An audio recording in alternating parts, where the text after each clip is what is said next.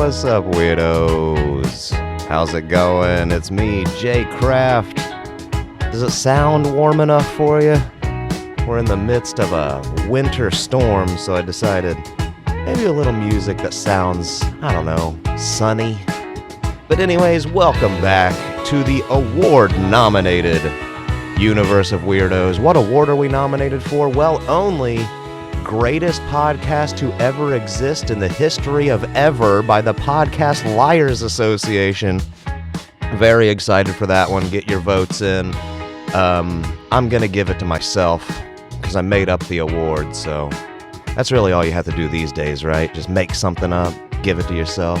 I am doing the Podcast Awards next week, and I am nominated myself in every category, so the Universe of Weirdos Podcast Award, we're sweeping them, baby.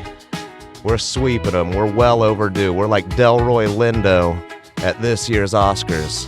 I deserve it just from longevity for the, year that I've been doing this one podcast. Longevity, baby. Pay it off.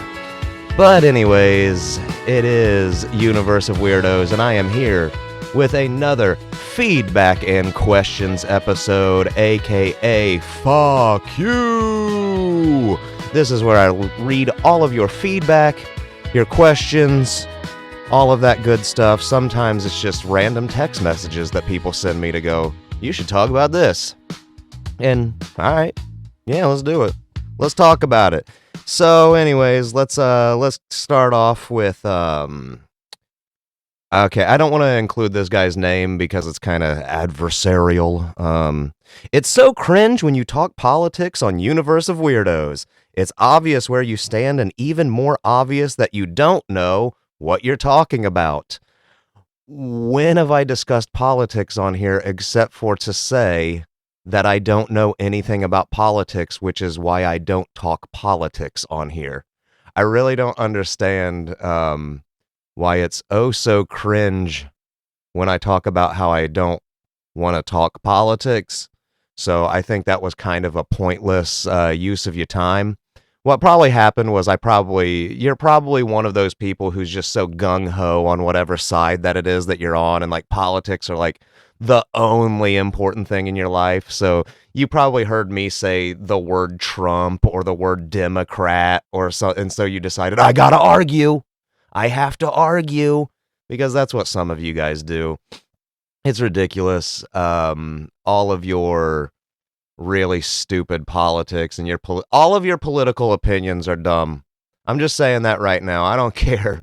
I don't care who you are listening to this. You could be a senator listening to this, and I'm telling you right now, your political opinions are stupid, because our political system basically in this entire world is dumb. Just, I don't know. You can't do anything without it being regulated. I'm not going to get into anarchy rules, but I kind of wish that it would, you know. I think that we're all good enough people to know that you shouldn't murder.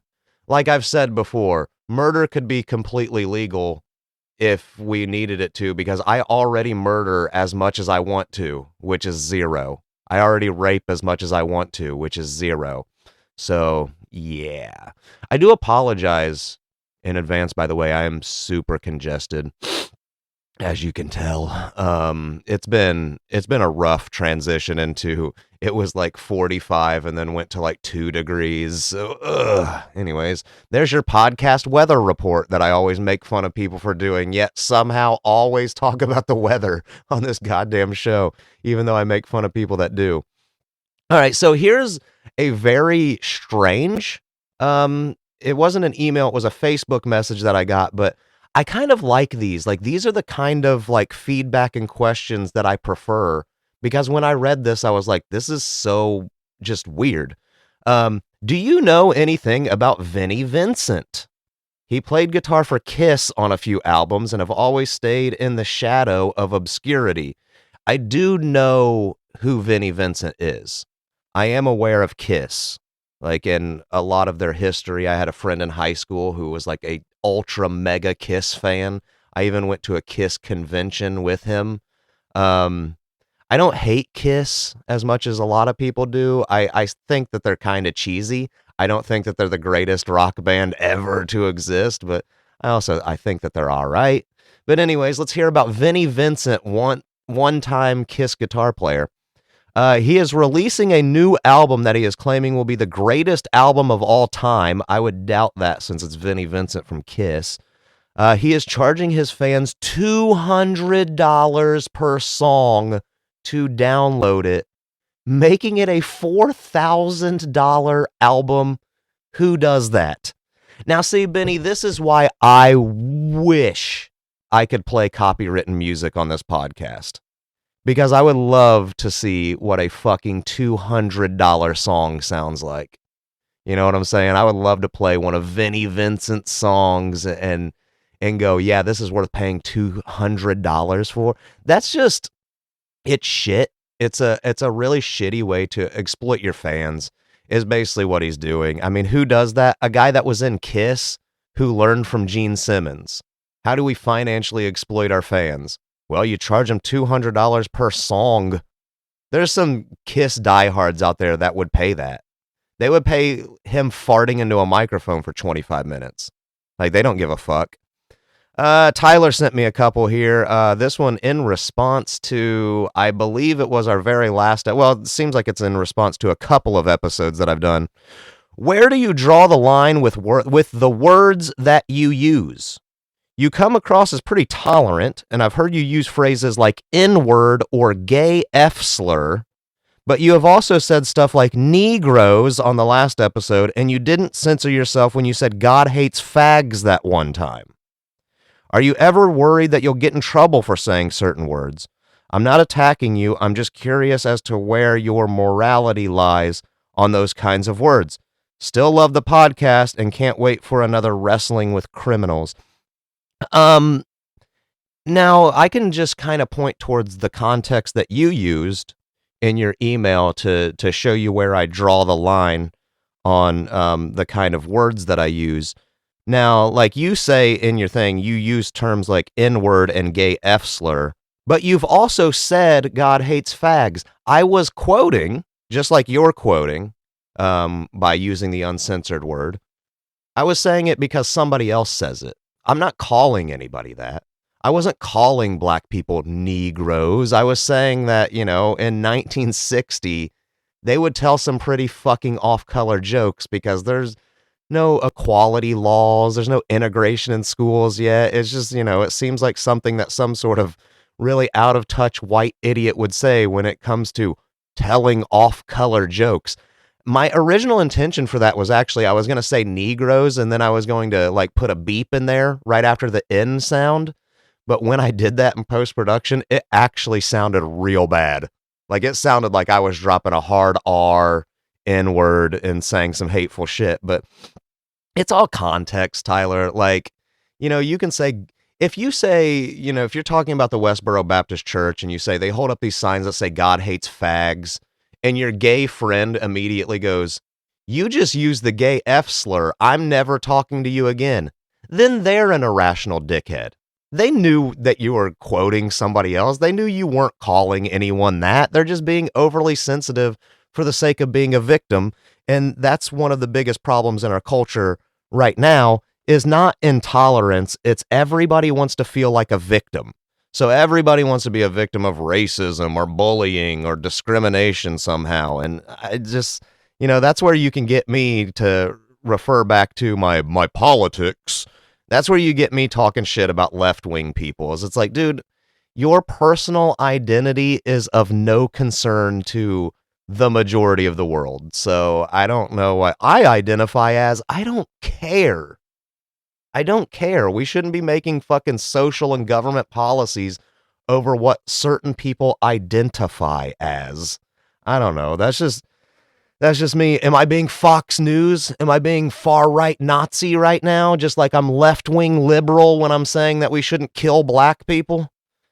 You guys are stupid. You guys are fucking weird. Tyler also asked, how do you respond to legitimate negative feedback? How do you decide what advice to give when you give advice? To go back to, are you ever worried that I'll get in trouble? With who? I'd run this podcast by myself. I come up with all of the topics and I decide what feedback I'm going to read, which is going to go into your second question here in a second. I don't ever feel like I'm going to get in trouble. I'm not a child. I don't have a principal.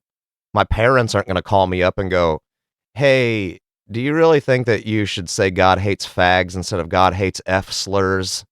Like, I don't, it's never going to happen. So I don't really care. How do you respond to legitimate negative feedback? I normally don't. If it's just your podcast sucks, what am I going to tell that person? No, it doesn't. No, it's good. I don't care. People are entitled to their own opinion. I always assume people are probably not going to like the stuff that I put out. Instead, like, I kind of do the opposite where everybody thinks that the thing that they do is going to be world changing, earth shattering, and industry defining. And I just feel like I'm going to put out something and no one's going to give a fuck. And if you have that attitude, well, then, you're never really disappointed. So I don't know. Like, I've had people, "You're not funny. You don't know anything about wrestling," when I did exclusively wrestling with criminals. And that's the shit that I just brush off because, like, what? Why is that going to bother me? Somebody tells me I'm not funny. I know that that's not true because I know that I've had thousands upon thousands of people in comedy club audience that have laughed at things that I've said. So it's been tested. I know that I'm funny. So I don't know. Maybe the things that I say you don't think are funny, but hey, they make goofy fucking. Maybe you could go listen to the Rednecks of comedy and listen to some catchphrases or something. I don't know. How do I decide what advice to give? If it seems like something that I can speak on, like if somebody were like, "Hey, how do I become a pro football player?" I'm not reading that one out. So I don't know. So CJ, this is a good one. Imagine what kind of PSAs used to exist, but were probably destroyed out of shame, like the anti-Jim Crow, anti-integration, all that. It blows my mind the amount of hate we've been taught for generations. Absolutely. That's why I do them, because it is hilariously just weird, right?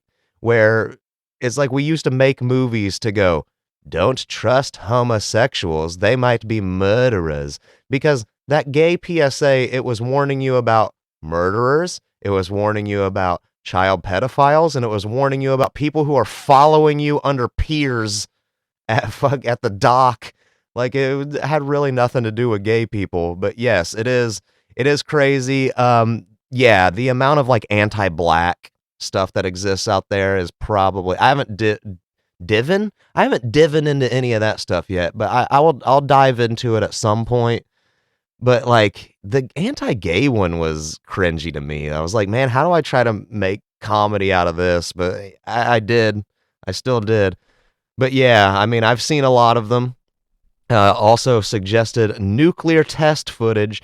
Yeah, like I like the nuclear test footage, but there's not a lot of audio to it. Like the creepy shit to that is the video element, because they would do stuff like blow up nuclear bombs in the middle of the desert and then have soldiers march toward the blast to see how much radiation they would pick up.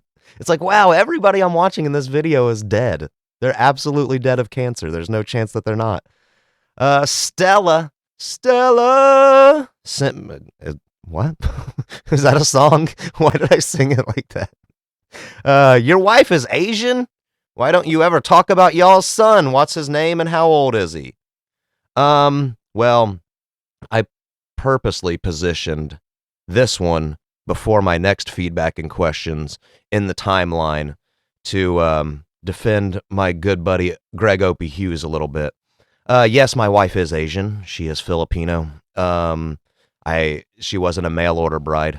We went to high school together, but she's the only person that I went to high school with that I still talk to, which is weird. And we connected as adults, so we're not high school sweethearts. It's not anything weird like that. I lived a full adult life before I decided to settle down into family life.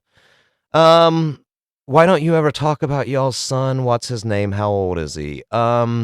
His name is Max. He's 7. Why don't I ever talk about him? Because it's not pertinent to what I'm doing on the podcast. And also, he does have his own privacy. He's never been like, "Dad, talk about me on your podcast." And that's kind of the same way I am with like social, like just regular social interactions. Like I'll talk about my son, but I talk about him vaguely because like you're still talking about somebody when they're not around, like he still owed his own privacy. Like I've seen people that like, my son's 10 years old and he shits his bed every night. And it's like, I don't know if your kid wants you telling strangers that, bro. Like, shouldn't your son have his own degree of privacy? I don't know. That's just me. But it does lead into my feedback from Dan. Dan is the one he sends me a lot of clips to react to. He sent me the Howard Stern clip. He sent me the Opie radio thing that I devoted the whole episode to. So Dan's a good egg. Dan DMs me on Twitter a lot. He says it's kind of weird that people give Opie shit for not talking about his family. I think he's an asshole and his show sucks, but I totally get not wanting to talk about your wife or your kids or your family life. That's all off the clock shit. Exactly. Yeah,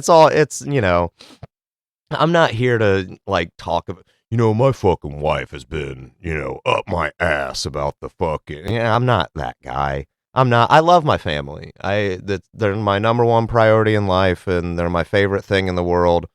And there's not a whole lot of comedy to go around when you just want to come on and talk about how awesome you think your son is and how cool your wife is and all this shit. Like nobody thinks that's fun or funny.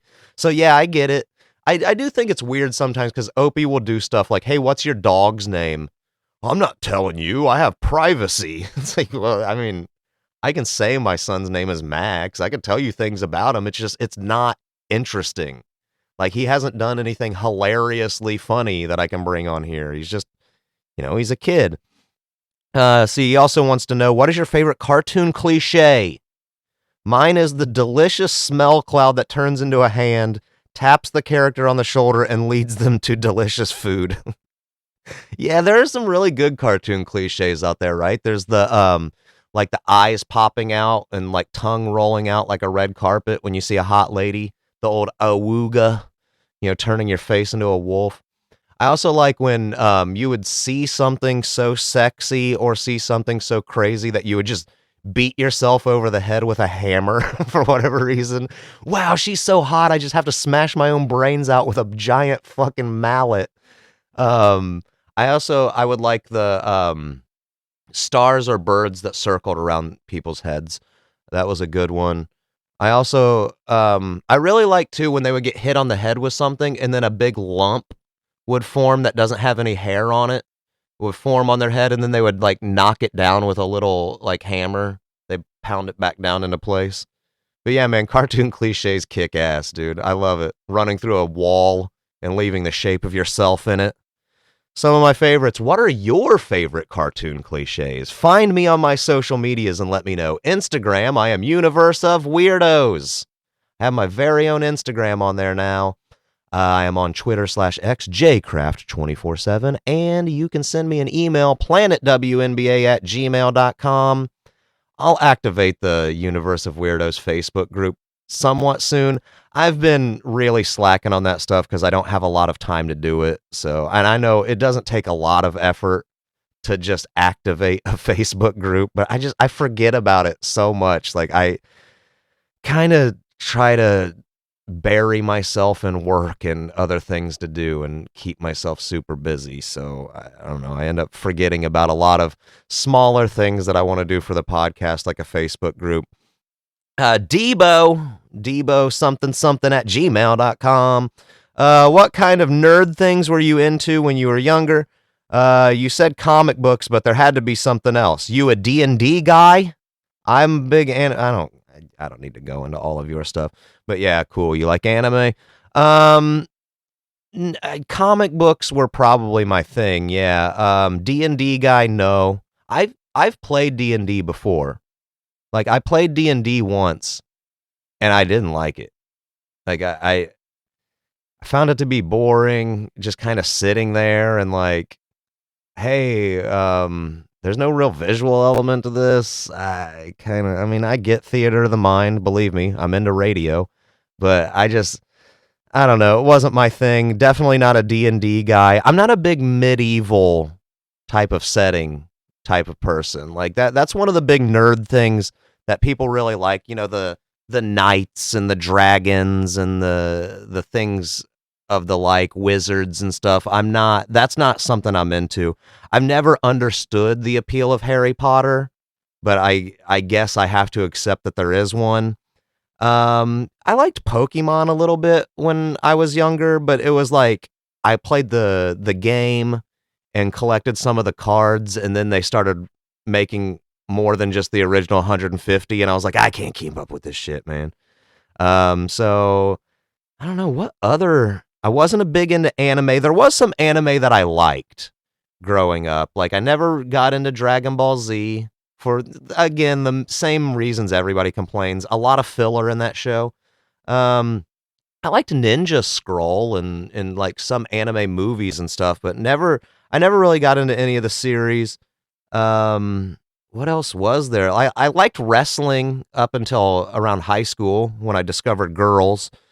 Um, I've played various trading card games. Like I've tried Magic. I've played the Pokemon one. There were other ones because there was like a game store a few blocks away from my house, and I tried a lot of collectible card games when I was younger, like middle school, early high school days. But I never stuck with them because you have to keep buying the new sets as they come out, and when you're a high school kid, you don't have a lot of money, and it seems like those trading card games are whoever spends the most money on their deck is the guy that's going to win. So I don't know. I liked them though. Seventh Sea. I was trying to think of the name of it, but there was a card game about pirates and pirate ships and shit that I found to be really fun. And that's what it was. Seventh Sea. It was a really cool game. But yeah, most of those games are fun. There was a Highlander card game that I found really, really fun where you sword fought through card game, which was great because that was probably my nerd thing. Like, you know, when I think about nerd things, Star Wars, Star Trek, all of that stuff, I like it, but it's not something I'm heavily, heavily into. Highlander was something that I was really heavily into when I was younger. Loved the movies, loved the TV show, because I was kind of a history nerd too. So I liked the concept of these dudes are immortal and they have swords and they fight each other with swords because you know, I don't want to say guns are pussy, but it's really easy to kill somebody with a gun.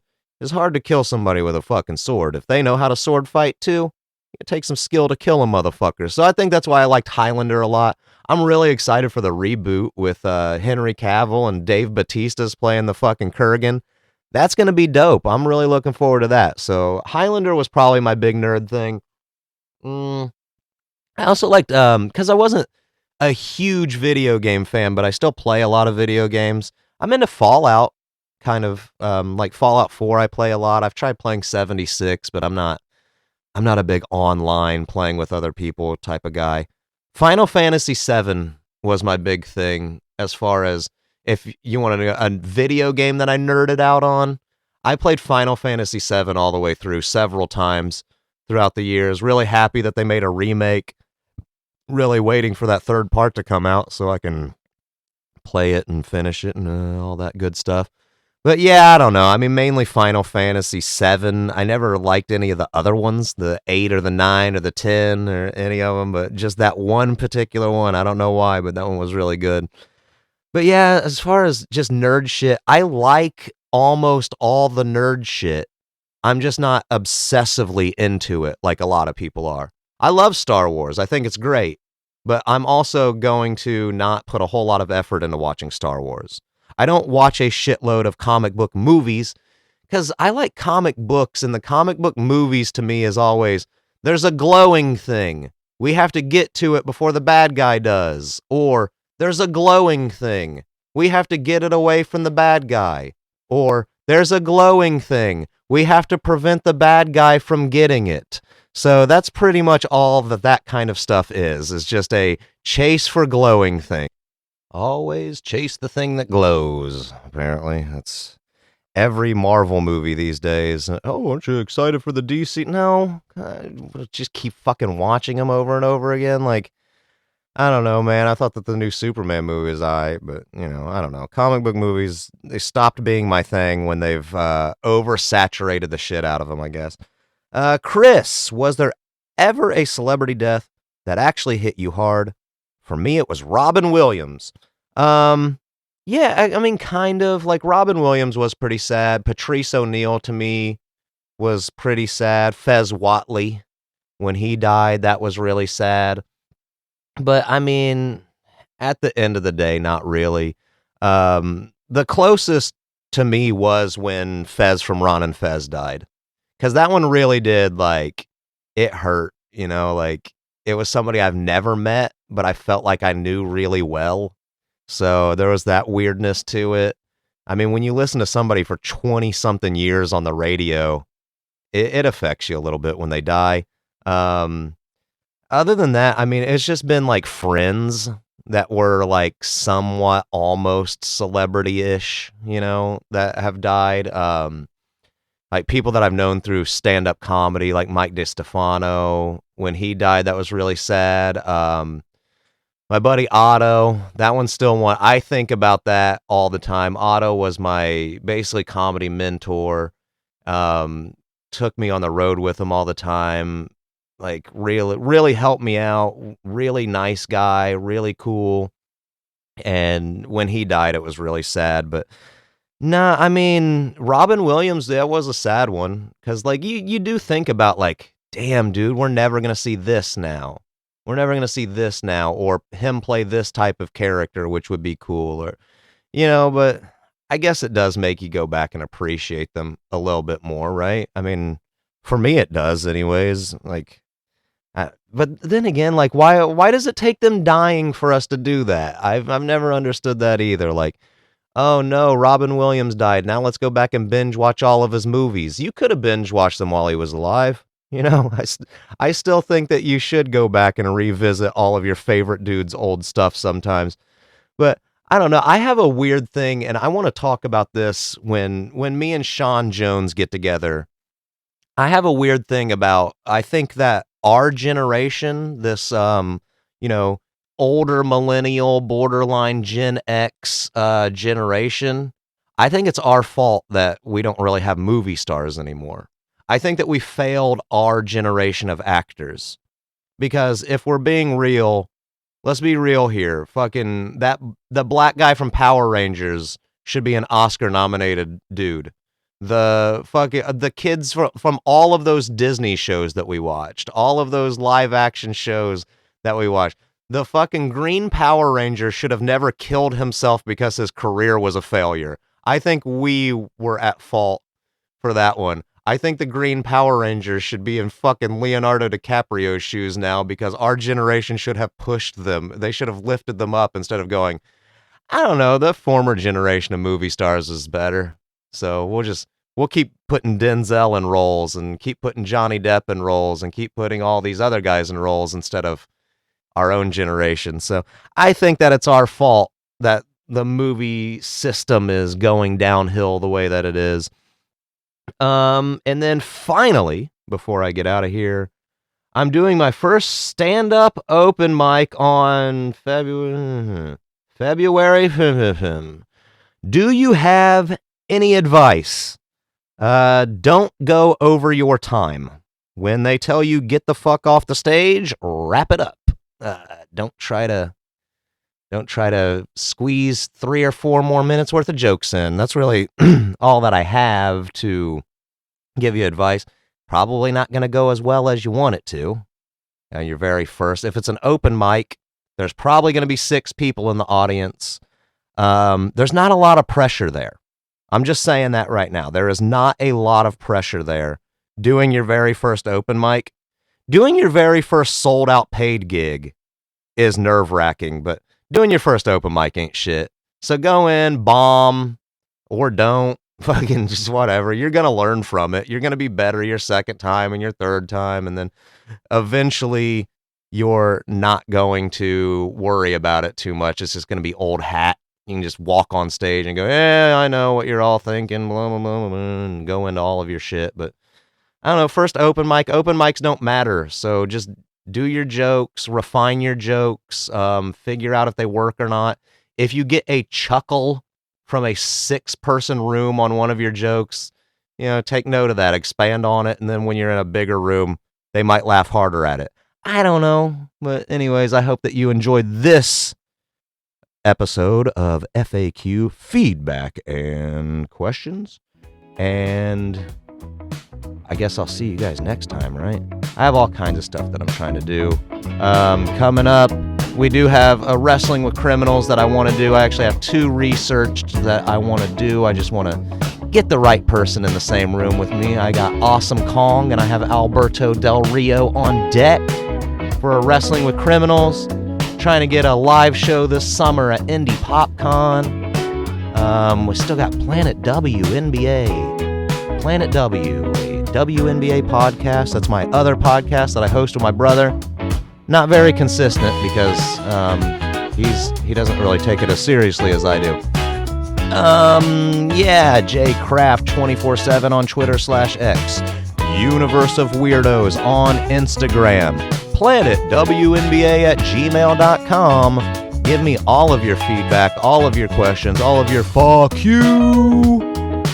As far as YouTube goes, again, I'm still working on it. It's just that, like, I have maybe 3 or 4 hours that I can dedicate to my own little side projects every single week. So it's very slow going. And, you know, if I were getting paid for this, it would be a little bit different, but I'm not. I am doing this all on my own.